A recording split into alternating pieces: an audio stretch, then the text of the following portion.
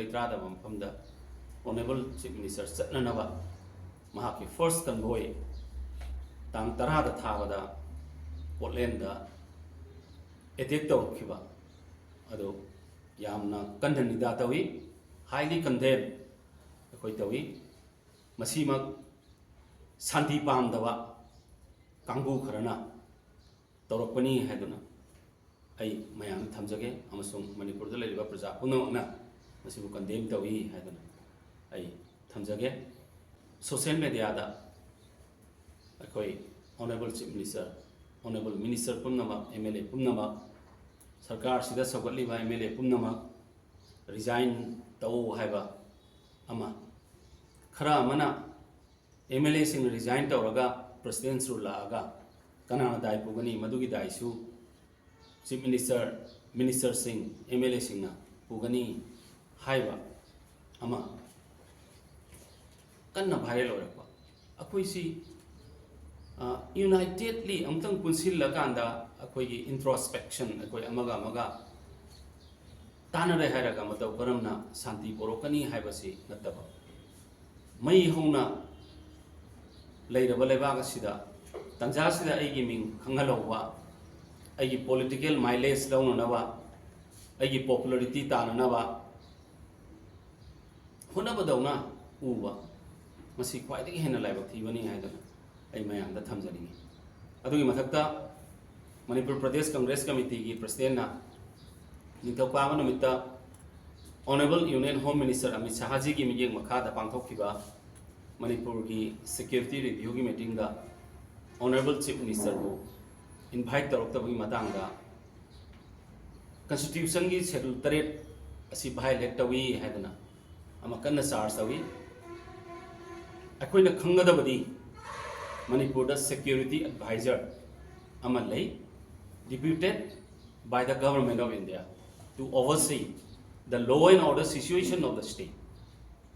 अदुगी मथक्ता unified command की chairman honourable chief minister न ओइदे पुनमक खंगी मसिगी चेयरमैन सु सिक्योरिटी एडवाइजर न ओइ फम्मिबा मिफम अदुसु पॉलिटिशियन ये ओइदबा एग्जीक्यूटिव सिंग की मिफम फम्बा अदुना ऑनरेबल चीफ मिनिस्टर यावदबनी मसिना अमुक मखाताना हायरबदा मणिपुर की प्रजा पुनमक अखोइ इकायबा पीबनी हायबना सिंगबा मदुगुंबा लेते मदु यामना निंथीजना ममांगी चही अमगी हिस्ट्री से निंथीजना खंबिरगदी मसिदा ऑनरेबल चीफ मिनिस्टर यावद्रगसु security adviser chief secretary DGP न चिंगबा अखोइ लोइनी यावरगा पांथोकिबा मीटिंग नि मसिदा ऑनरेबल चीफ मिनिस्टर यावद्रगसु पांथोकपा याबा मीटिंग नि मसिदा मिनिस्टर सिंगी ओइबा DoNER minister north eastern region पुरीबा अदुगा ऑनरेबल चीफ मिनिस्टर पुनमकी सिक्योरिटी की रिव्यू की मीटिंग तौ मतंगददी अखोइ honourable chief minister सोइदना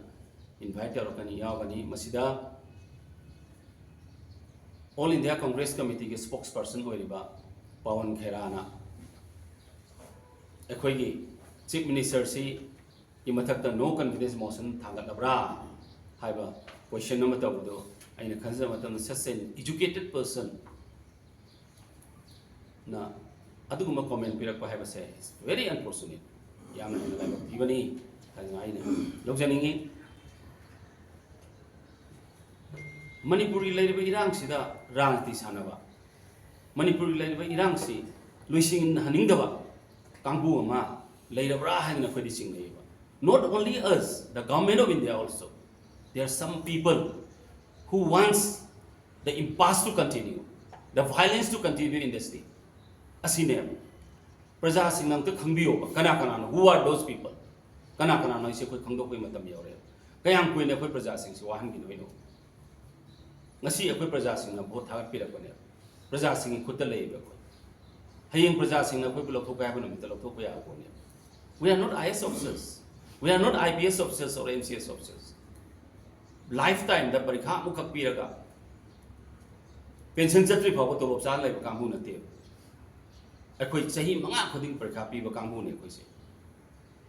aduda mai pak traba khara mana pangang hang ba pahai da hai ba asimusu koi to ko phai